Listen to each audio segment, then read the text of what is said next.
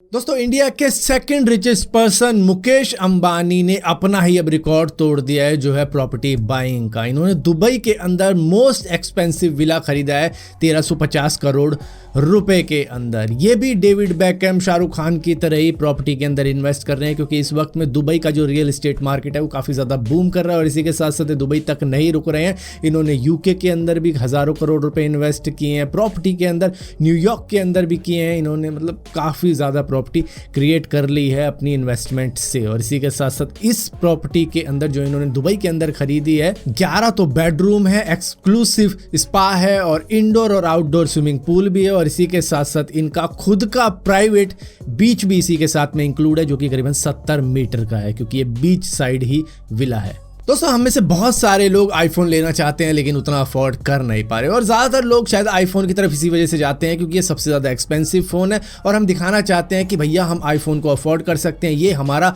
Living standard है। क्योंकि Android आप 15,000 का लो, 20,000 का लो या 50,000 का लो या 70,000 का ले लो, लोग देख के कहते हैं कि भाई एंड्रॉयड ही तो है, ये तो फीचर इसमें भी है। लेकिन जब आईफोन लेते हो बेशक से वो 45,000 का हो या 30,000 का, भाई एप्पल तो एप्पल ही है, ये बातें निकल कर आती हैं। अब यहीं पर हुआ क्या कि गूगल पिक्सल के ऑफिशियल ट्विटर हैंडल से ट्वीट किया गया, वो ट्वीट फ्रॉम आईफोन था, मतलब कि वहां के बंदे भी आईफोन ही यूज करते हैं तो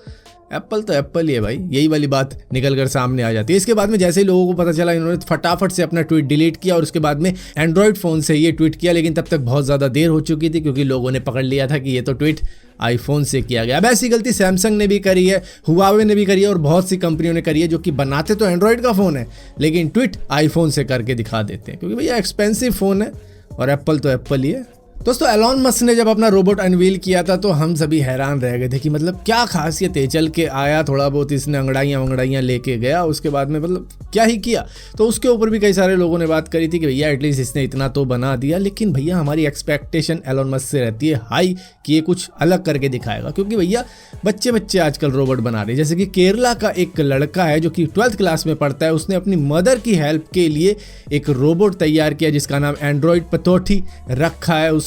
ये 17 साल का लड़का है जिसने ये काम करके दिखाया। दरअसल होता क्या था, इसकी मदर सुबह सुबह मतलब इतनी जल्दी काम नहीं कर पाती थी, इसकी वजह से ये थोड़ा सा हेल्प करना चाहता था अपनी मदर की और इसने एक रोबोट बना दिया जो कि खाना वाना सर्व कर सकता है। और इसी के साथ साथ इसके अंदर कुछ शेड्यूल भी फिक्स किए गए हैं कि ग्रैंड मदर की दवाइयाँ भी देनी है। मुझे नहीं पता ये सही दवाई देगी या फिर गलत देगी,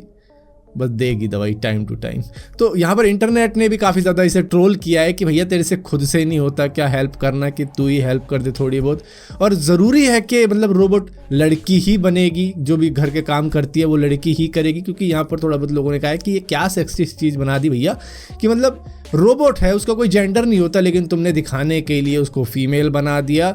कि भैया लड़कियां ही घर का काम करती हैं, वो भी घूंघट ओढ़ के। दोस्तों इंडोनेशिया के अंदर सभी तरीके के सिरप और लिक्विड मेडिसिन को बैन कर दिया गया है क्योंकि उसकी वजह से 100 बच्चों की जान जा चुकी है जिनकी उम्र 5 साल से कम थी। इसी तरीके का इंसिडेंट अभी गैम्बिया के अंदर भी हुआ था जो कि वेस्ट अफ्रीका की एक कंट्री है जहां पर 4 तरीके के कफ सिरप के अंदर कुछ एक्यूट रेनल डैमेज हुआ है 5 साल से कम उम्र के बच्चों को। और ये सभी दवाइयाँ मेड इन इंडिया थी जो कि गैम्बिया एक्सपोर्ट की जाती थी, ये डोमेस्टिकली नहीं बेची जा रही थी लेकिन हाँ एक्सपोर्ट की जा रही थी, जिसकी वजह से ये कुछ दिक्कतें हुई और वहां पर करीबन 70 बच्चों की जान चली गई इसकी वजह से, जिसकी वजह से गैम्बिया के अंदर WHO ने भी शायद बैन कर दिए ये सभी मेडिसिन। दोस्तों कॉन्फिडेंस एक अच्छी चीज है लेकिन ओवर कॉन्फिडेंस अक्सर मरवा बैठता है, बेइज्जती करवा देता है। जिस तरीके से बेंगलुरु के इस लड़के की हुई है जो चैलेंज कर बैठा बेंगलुरु ट्रैफिक पुलिस को, जिन्होंने इसका ऑनलाइन चालान भेज दिया क्योंकि ये कैमरे के अंदर कॉट हो गया था कि इसने हेलमेट नहीं पहना हुआ। लेकिन इसको जितनी इमेज भेजी गई तो इसने कहा कि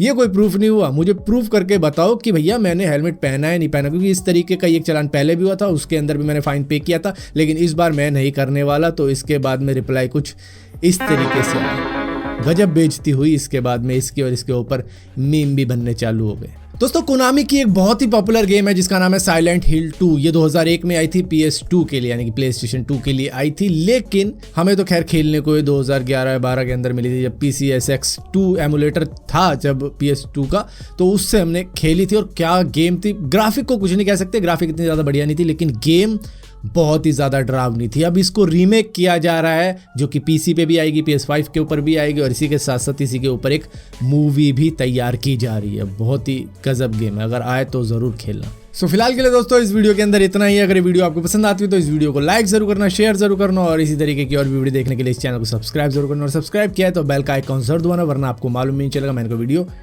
डाली भी है।